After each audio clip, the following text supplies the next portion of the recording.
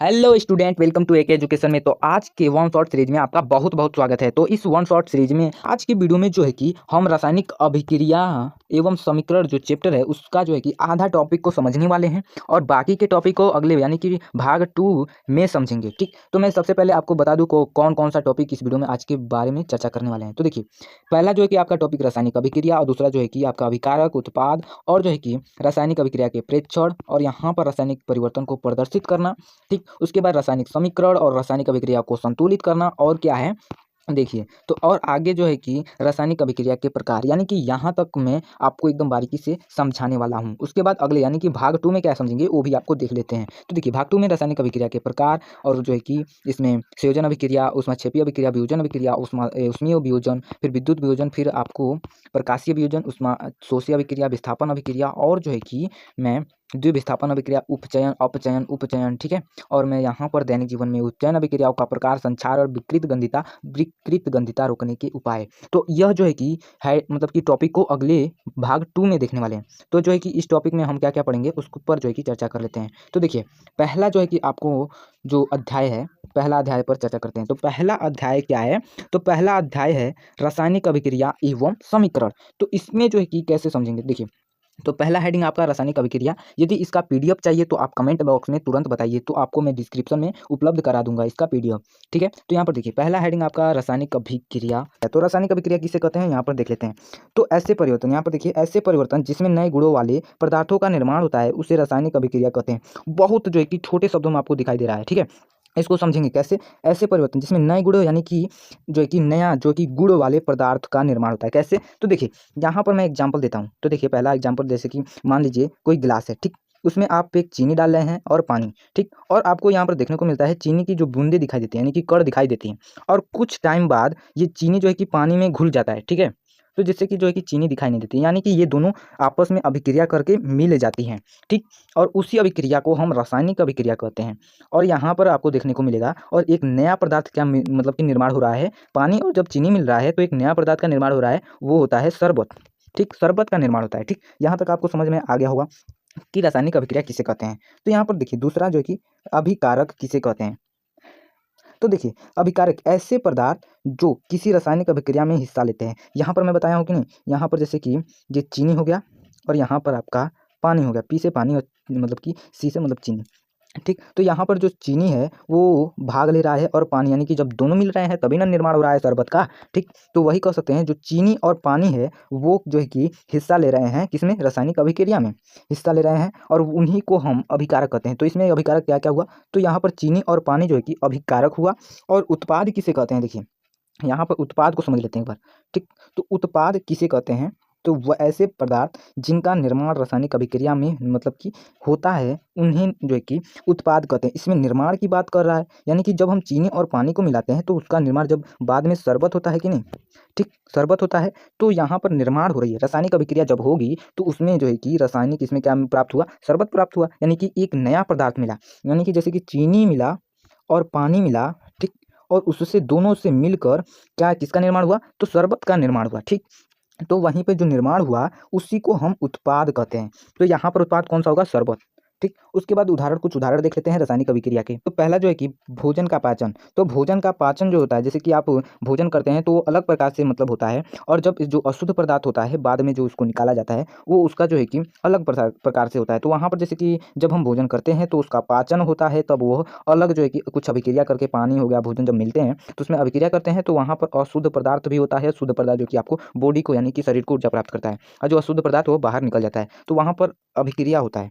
ठीक, और दूसरा देखते हैं, तो दूसरा है श्वसन। श्वसन यानी कि जब सांस लेते हैं, तो सांस लेने यानी कि जब हम सांस लेते हैं तो ऑक्सीजन को ग्रहण करते हैं, ऑक्सीजन को क्या करते हैं, ग्रहण करते हैं, और यहाँ पर जो है कि जब हम उसको बाहर निकालते हैं तो कौन सा गैस निकालते हैं, तो कार्बन डाइऑक्साइड। यहाँ तक आप समझ गए। अब देखते हैं तीसरा।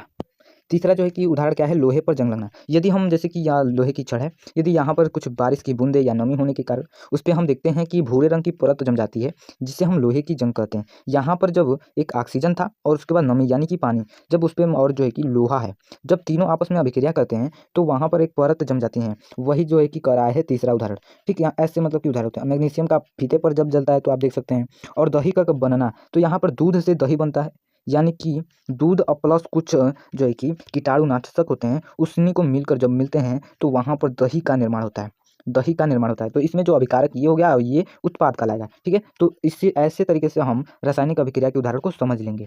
अब जो है कि दूसरा जो है कि देखते हैं मतलब कि हेडिंग है रासायनिक अभिक्रिया के प्रेक्षण, यानी कि कैसे मतलब किसको कैसे पहचाना जा सकता है। तो देखिए पहला तो अवस्था में परिवर्तन। तो अवस्था में परिवर्तन कैसे, तो आप देखते हैं ठोस को जब हम गर्म यानी कि गर्म करते हैं तो वह पानी में बदल जाता है, और पानी को मतलब ठंडा किया जाता है तो ठोस में मतलब ये द्रव में बदल जाता है। और ये जो है कि जब ठोस होता है कोई ठोस, जब उसे गर्म किया जाता है तो वह द्रव में बदल जाता है। यानी कि किसकी बात कर रहे हैं, तो जल की बात हम कर रहे हैं। जब ठोस को मतलब कि गर्म किया जाता है तो द्रव में हो जाता है, और जब द्रव को मतलब ठंडा किया जाता है तो वो ठोस में बदल जाता है। वही कर रहा है दूसरा जो है कि मतलब उदाहरण, जैसे कि अवस्था में परिवर्तन होता है यानी कि, तो आप देख सकते हैं तो वहाँ पर रासायनिक अभिक्रिया उसे कहते हैं। अब दूसरा रंग में परिवर्तन, जैसे कि आम जब पकता है तो उसका रंग हरा रहता है, हरा रहता है, उसके पकने के बाद कैसा हो जाता है, पीला। तो वहाँ पर आप देख सकते हैं कि वह रासायनिक अभिक्रिया हुआ, पहचान सकते हैं। और तीसरा कैसे पहचान सकते हैं, जब कहीं जो है कि आपको ताप में परिवर्तन लगता है तो वहाँ पर आप जो है कि कह सकते हैं कि वहाँ पर रासायनिक अभिक्रिया हुआ है। और गैस का उत्सर्जन, तो जहाँ पर हम गैस जो है कि निकलता है, यानी कि वो भी हम कह सकते हैं कि जैसे कि पानी हो गया, जब पानी को गर्म करते हैं तो वह धीरे धीरे वाष्प में जो है कि बदलना स्टार्ट हो जाता है। तो वहाँ पर आप कह सकते हैं वहाँ पर कुछ ना कुछ रासायनिक अभिक्रिया हुआ है, जिससे कि ये गैस में यानी कि निकल रहा है। उसके बाद तीसरा हेडिंग क्या है, तो तीसरा हेडिंग है आपका रासायनिक परिवर्तन को प्रदर्शित करना। कैसे प्रदर्शित करते हैं, तो देखिए यहाँ पर पहले एक एग्जाम्पल देख लेते हैं। तो एग्जाम्पल यहाँ पर देखिए, यहाँ पर कोई हिंदी में लिखा गया है। कैसे हिंदी में लिखा गया है, यहाँ पर लिखा गया है शब्द समीकरण, जैसे कि जिंक है, सल्फ्यूरिक अम्ल है, इसको जैसे कि अभिकारक कहते हैं। जिंक सल्फेट प्लस हाइड्रोजन है, इसको हम मतलब कि उत्पाद, यानी कि ये जो है कि रासायनिक अभिक्रिया में हिस्सा लिया है और उससे जो बना मतलब कि और उससे जो है कि निर्माण पदार्थ को हम यहाँ पर उत्पाद कहते हैं। उसके बाद ये मतलब कि हिंदी शब्द को न लिखकर जो है कि एक गणित मतलब कि सूत्र के माध्यम से लिखकर यहाँ पर, जैसे कि इसको मतलब जिंक को क्या लिख सकते हैं, Zn, सल्फ्यूरिक अम्ल को H2SO4 में लिख दिया गया है। यानी कि एक सूत्र के माध्यम से लिखना ही वहाँ पर जो है कि रासायनिक अभिक्रिया को प्रदर्शित करना है। और यहाँ पर जो है कि जिंक सल्फेट को ZnSO4 में लिखना, H2 को यानी कि हाइड्रोजन को H2 में। तो यहाँ पर ये होते हैं जो कि रासायनिक अभिक्रिया को इस ऐसे न प्रदर्शित कर कर ऐसे प्रदर्शित किया जाता है। और आगे देखते हैं, तो आगे है आपका रासायनिक समीकरण। तो रासायनिक अभिक्रिया रासायनिक समीकरण द्वारा निरूपित की जाती हैं। यहाँ पर जैसे कि आप पहले देखे हैं, ठीक, रासायनिक समीकरण द्वारा। और रासायनिक समीकरण में तत्वों के प्रतीक होते हैं, अभिकारक और उत्पादों के रासायनिक सूत्र उनकी भौतिक अवस्था के साथ लिखी जाती है, जैसे कि ऊपर हमने देखा है। ठीक, और रासायनिक अभिक्रिया में एक आवश्यक परिस्थितियाँ जैसे ताप व दाब, उत्प्रेरक आदि को तीर के निशान के ऊपर नीचे दर्शाया जाता है। उसी को हम रासायनिक अभिक्रिया जो समीकरण कहते हैं। उसके बाद यहाँ पर आपका अगला हेडिंग है रासायनिक अभिक्रिया को संतुलित करना। ये मतलब कि बहुत कन्फ्यूजन होता है कैसे करते हैं। तो यहाँ पर देखिए, तो यहाँ पर पहला है द्रव्यमान संरक्षण का नियम। यहाँ पर लगता है क्या होता है द्रव्यमान संरक्षण का नियम, तो किसी भी रासायनिक अभिक्रिया में द्रव्यमान का न तो निर्माण होता है न ही विनाश, यानी कि न द्रव्यमान का निर्माण होता है न ही विनाश होता है। और यहाँ पर देखिए रासायनिक अभिक्रिया के पहले जो अभिकारक होता है एवं उसके पश्चात उत्पाद, प्रत्येक तत्व के परमाणु की संख्या समान होनी चाहिए। जैसे कि यहाँ पर देखिए, जैसे मान लीजिए पानी जो है कि 2 ग्राम है और प्लस, और यहाँ पर चीनी जो है कि 2 ग्राम है, और उससे जो मिलकर शरबत बना है ना, ये शरबत जो बना है वो जो है कि मान लीजिए 2 ग्राम है। ठीक है, तो ये 2 ग्राम नहीं होता है। ये कैसे नहीं होता है, ये द्रव्यमान संरक्षण के नियम से। ये जो 2 अब 2 प्लस कितना होगा, 4 होगा। तो इधर यानी कि उत्पाद भी 4 ग्राम होनी चाहिए, तब जाके यहाँ पर द्रव्यमान संरक्षण का नियम यही कहता है। ये मतलब कि अभिकारक है और ये है उत्पाद, दोनों जो है कि परमाणुओं की संख्या यानी कि समान होनी चाहिए। ये 4 है तो ये भी 4 होना चाहिए। ठीक, यहाँ तक आपको समझ में आ गया होगा। तो आगे देखते हैं, तो चरणबद्ध संतुलित करना। तो पहले देखिए, पहले देख लेते हैं। तो यहाँ पर देखिए पहला जो है रासायनिक समीकरण लिखकर और प्रत्येक सूत्र के चारों ओर बॉक्स बना लीजिए। मतलब कि ऐसे आपको लिख लेना होगा जैसे कि यहाँ पर दर्शाया गया है। ठीक, ऐसे आपको जैसे कि ये हो गया अभिकारक, ये हो गया उत्पाद, को इस समीकरणबद्ध में लिख लेना होगा। अब दूसरा चरण चरण क्या है, और इसमें देखिए संतुलित करते समय बॉक्स के अंदर कुछ भी परिवर्तन नहीं कीजिए, कुछ भी परिवर्तन नहीं करना है। और उसके बाद चरण नंबर 2 में देखिए, चरण समीकरण में उपस्थित विभिन्न तत्वों के परमाणु की संख्या का नोट कीजिए। ठीक है, यहाँ पर देखिए जो ये संख्या है, यानी कि यहाँ पर देखिए इसकी संख्या यानी कि द्रव्यमान संख्या क्या होती है, 1 होती है। मतलब कि फ्यूरिक यानी कि फेरस की जो है कि द्रव्यमान संख्या 1 होती है, हाइड्रोजन की 2 होती है और ऑक्सीजन की 1 होती है। 1 होती नहीं है, यहाँ पर दिखाया गया है। जैसे कि फेरस है वो 1 है, मतलब इसकी द्रव्यमान कितनी है, 1 है। और जो है कि हाइड्रोजन का यहाँ पर 2 है, और ओ मतलब कि ऑक्सीजन का 1 है।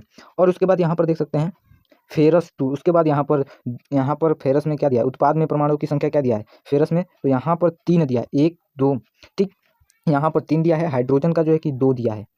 और यहाँ पर ऑक्सीजन का 4 दिया है, जैसा कि आप देख सकते हैं। उसके बाद देखिए, तो यहाँ पर थर्ड नंबर देखिए, थर्ड नंबर क्या कहता है, सबसे अधिक परमाणु वाले तत्वों को अभिकारक उत्पाद की साइड अनुचित गुणांक लगाकर संतुलित कीजिए। यानी कि जैसे कि यहाँ पर संतुलित नहीं था, तो यहाँ पर फेरस है, तो यहाँ पर हम गुणा कर देंगे, जो कम होगा यानी जिसकी संख्या जिधर कम होगी वहाँ पर देखेंगे कि मतलब कि कितना कम रहा है, कम हो रहा है, तो उसी हिसाब से यहाँ पर गुणा कर का चिन्ह लगा देंगे। चौथा चरण, सभी तत्वों के परमाणु को 3 की भांति संतुलित कीजिए। यानी कि आपको ऐसे आपको संतुलित कर लेना होगा 3 की भांति, और सभी तत्वों के परमाणु की संख्या अभिक्रिया के दोनों ओर समान है। उसके बाद हम जांच करेंगे कि दोनों ओर समान है या नहीं। तो यहाँ पर देखिए, ये थर्ड नंबर देखिए, तो थर्ड नंबर आपको यहाँ पर 3 फेरस है, तो इधर भी 3 फेरस है। यहाँ पर जब 4 2 को गुणा करेंगे, 4 दूनी 8, 8 हाइड्रोजन है, और इनका 2 गुणा करेंगे तो 8 हाइड्रोजन यहाँ भी है, ठीक। और यहाँ पर ऑक्सीजन 1 है, और यहाँ पर 4 से गुणा कर दिए तो ऑक्सीजन 4 हो गया है, और यहाँ पर भी ऑक्सीजन 4 है, यानी कि यह संतुलित है सभी। तो ठीक, अब मतलब कि चरण 5वां में हम क्या करते हैं, देखिए, तो चरण 5वां में अभिकारकों एवं उत्पादकों की भौतिक अवस्था लिखना है। जैसे कि ठोस है तो एस लिखेंगे, द्रव है तो एल गैसीय लिखेंगे, और यहाँ पर अवस्था जी है यानी कि गैस है तो वहाँ पर जी लिखेंगे, जलीय विलयन होगा तो यहाँ पर ए क्यू लिखेंगे। और उसके बाद जैसे कि यहाँ पर लिखा गया है, मतलब कि ये फेरस क्या है, सोलिड यानी ठोस है, और हाइड्रोजन और ऑक्सीजन जो है कि यहाँ पर ऑक्सीजन गैस है तो जी लिखेंगे, फेरस सल्फेट, ठीक है। उसके बाद यहाँ पर हाइड्रोजन क्या है, गैस है तो गैस लिख देंगे, ठीक। अब मतलब कि चरण नंबर 6वां क्या होता है ये देख लेते हैं। तो चरण नंबर 6वां में कुछ आवश्यक परिस्थितियां जैसे ताप और दाब उत्प्रेरक आदि को भी तीर के निशान ऊपर नीचे लिखे, ठीक है। और यहाँ पर देखिए रासायनिक लिखे जाते हैं, यानी कि ताप का और दाब उत्प्रेरक आदि को तीर के माध्यम से यहाँ पर ऊपर या नीचे लिखा जाता है। तो यहाँ तक आप समझ गए होंगे। और अगला जो हेडिंग है रासायनिक अभिक्रिया के प्रकार, तो यह हेडिंग को अगले यानी कि भाग 2 में करने वाले हैं। तो यहाँ तक मैं आशा करता हूँ कि आपको अच्छे तरीके से समझ में आया होगा। तो अब मिलते हैं अगली वीडियो में भाग 2 लेकर, जो कि समाप्त करने वाले हैं रासायनिक अभिक्रियाओं समीकरण को। बाय बाय, धन्यवाद।